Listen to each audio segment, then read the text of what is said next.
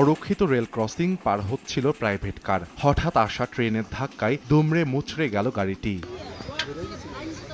রোববার বিকেলে খুলনার আপিলগেট এলাকা অতিক্রম করছিল ঢাকা থেকে ছেড়ে আসা খুলনাগামী সুন্দরবন এক্সপ্রেস। রেল ক্রসিংয়ে প্রাইভেট কারটি উঠলে মুহূর্তেই গাড়িটিকে ধাক্কা দেয় ট্রেনটি। এতে প্রাইভেট কারের চালক সহ আহত হন 2 জন। তাদের উদ্ধার করে নেওয়া হয় স্থানীয় হাসপাতালে। অরক্ষিত রেল ক্রসিংটা এখানে খুবই আগেও এরকম দুর্ঘটনার সংবাদ আছে।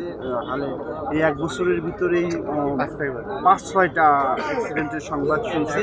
লালমনিরহাটের কালীগঞ্জের সুকানদিঘি রেলগেট এলাকায় ট্রেনে কাটা পড়ে প্রাণ হারান বৃদ্ধ আয়ুব আলী। এদিকে দিনাজপুরের বিরামপুরে থেমে থাকা ট্রাককে পেছন থেকে ধাক্কা দেয় পঞ্চগড় থেকে ছেড়ে আসা ঢাকাগামী হেরিটেজ পরিবহনের বাস। দুমড়ে মুচড়ে যায় বাসের সামনের অংশ। নিহত হন চালকের সহকারী ও এক যাত্রী। এছাড়া মেহেরপুরে ট্রাক্টরের চাপায় প্রাণ হারিয়েছেন মোটরসাইকেল আরোহী এক যুবক। সাহাল আব্দুল্লাহ আলভি, সময় সংবাদ।